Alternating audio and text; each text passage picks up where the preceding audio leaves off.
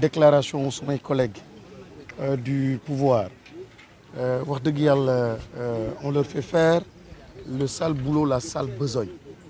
fii la ñu gis ay ministres yoo xam ni assumé woon donc portefeuille ministère de la justice ñëw théoriser fii troisième mandat defoon ay référendum. Aujourd'hui ils sont en train de se dédire. La loi sur le parrainage fii lañ ko aussi violemment présenté aux Sénégalais et en catimini en moins de 72 heures ñu jàllale ko voté ko avec une majorité mécanique. Là c'est ridicule quand je les entends dire que rien n'a changé dans la définition du terrorisme. Oui, le terrorisme dara changé wu ci ni ñu koy définir xam nañ ko et c'est insulter les Sénégalais, c'est insulter la classe politique sénégalaise, c'est insulter l'opposition et tous ces jeunes qui sont en train de verser leur sang pour se battre, défendre donc la démocratie sénégalaise en disant tout simplement que eux ils ont compris cette majorité mécanique et le reste donc des Sénégalais n'a absolument rien compris.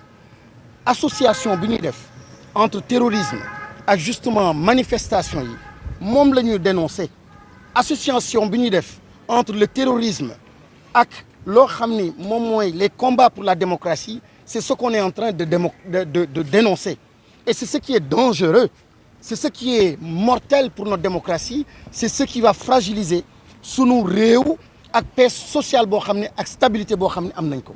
Kon actuellement li ñuy wax di anticiper mooy loi bu mel nii dafa nekk une énième loi boo xam ni qui montre sunu recul démocratique et qui ne protège pas. Te gis nga kilifa ak loi soo koy voté da ngay góorgóorlu ba sa état d'âme bañ ci bokk ba sa émotion bañ ci bokk mais da ngay gis ci loi bi ni en fait c'est ciblé, c'est orienté. Am na nit bi ñu soxla ay nit yu ñu soxla li ñu ragal et là c'est ce qui transparaît donc dans ces lois-là, dans cette loi, c'est ce projet de loi et c'est ce que nous sommes en train de combattre. Et nous le combattrons de toute manière que Assemblée mu jàll tey jii par la majorité, pas grave, mais le peuple est souverain et le peuple est en train de dire non. Et je pense que le président Macky Sall war na dégg le cri de cœur du peuple. C'est important mu dégg ko. Ce qui s'est passé ici au mois de mars yàggul il y a moins de 2 mois, mais j'ai l'impression, contrairement à ce qu'il disait, qu'il avait compris le peuple et la jeunesse. Je pense et je vois, je constate qu'il n'a pas compris les aspirations profondes de ce peuple sénégalais. Le peuple sénégalais a soif d'éthique et de justice. D'éthique et de justice. Et malheureusement, il y a une trop forte instrumentalisation dans un contexte fortement politisé et très suspect.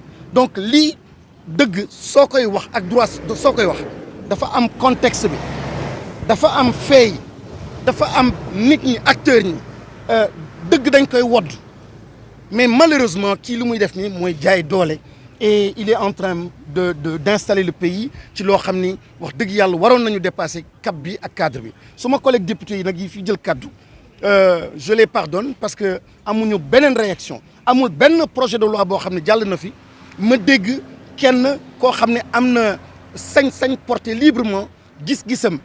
Amul kenn koo xam ni il est là pour le peuple sénégalais. Ils sont tous là et ils l'ont dit d'ailleurs de façon très claire. Nous sommes là pour le président Macky Sall. Lu mu indi nañ ko voté.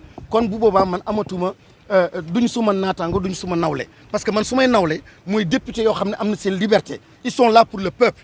Et ils transcendent, ils sont au-dessus donc des partis, des questions partisanes et ils se battent pour ce qui est bon pour le pays. maa ngi leen di gërëm.